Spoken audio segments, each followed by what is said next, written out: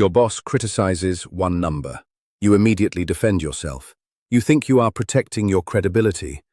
In reality, your ego has just taken command. And the moment your ego takes command, your authority starts to collapse.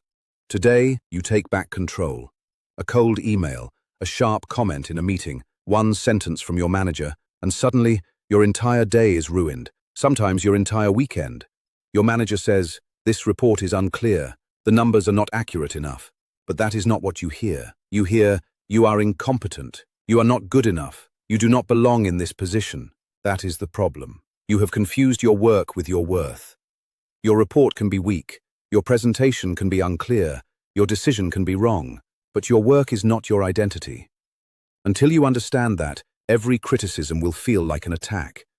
And the moment you feel attacked, you go into defense mode. You explain too much. You blame the context. You fight back. Or you go silent and replay the conversation for hours. In every case, you stop commanding the situation. You start reacting to it. And a leader who reacts emotionally gives control to the person in front of them. Understand this distinction.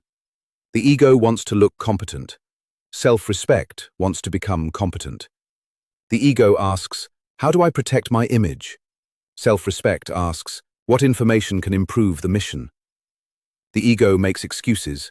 Self-respect listens. The ego fights back.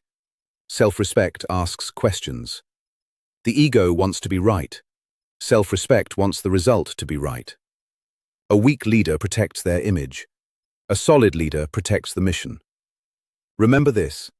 Feedback is not a verdict. It is intelligence.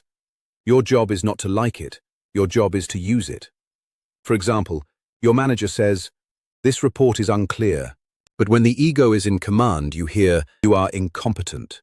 Your heart rate rises. Your voice changes. And before you have even understood the criticism, you start defending yourself. You think you are defending your credibility. You are not. You are showing that pressure controls you. Now look at the solid leader. They hear, "This report can be improved." Because the report is not them, it is an external object. So they ask, "What specifically needs to change for this report to meet the expected standard?" That question changes the power dynamic. Because you stop defending your identity, you start collecting useful information. You are back in command. The next time criticism hits you, use the S.C.A.N protocol. S. Stop. Do not answer immediately. Take one breath. Slow your voice. Your first mission is simple. Do not defend yourself during the first 10 seconds. You are allowed to feel the impact. You are not allowed to let the impact choose your response. A commander does not fire before identifying the target. C. Classify. Ask yourself, what is actually being criticized? Is it the work, the behavior, or the person? If the criticism concerns the work, extract the useful information. If it concerns your behavior, identify the specific action. But if it becomes personal, insulting, or humiliating, it is no longer feedback. It is a boundary violation. Do not confuse discipline with submission. A solid leader can receive hard feedback. A solid leader does not accept disrespect. A. Ask for facts. Turn the criticism into something operational. Ask, what exactly needs to change? Or, what result did you expect instead? Or, which part creates the biggest problem? A fragile manager looks for reassurance. A solid leader looks for facts. Facts can be used. Emotion cannot. N. Next action. Once the facts are clear, choose one of 3 actions. If the criticism is accurate, correct the work. Understood. I will correct these figures and send the revised version tomorrow morning. No drama, no excuse. Correction. If the criticism is questionable, clarify with evidence. I understand your concern. These are the figures I used. Let's review the data together. No aggression, no surrender. Facts. If the criticism becomes disrespectful, set the boundary.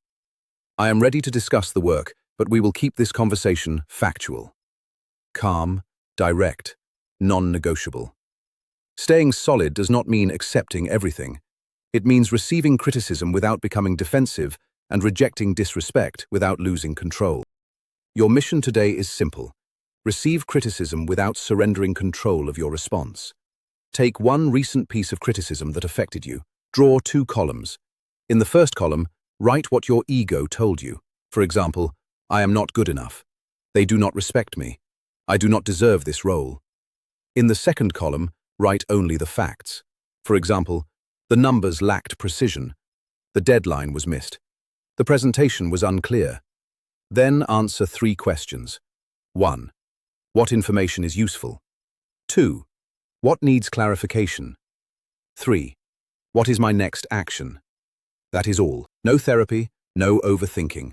Facts, decision, action. The next time someone criticizes you, do not defend yourself during the first 10 seconds. Ask one factual question, then choose your action. That is what staying solid looks like. But stability is only the beginning. A leader must also know how to move people forward without forcing them, misleading them, or playing with their emotions. That is why, in the next video, we will learn how to influence without manipulating. Dismissed.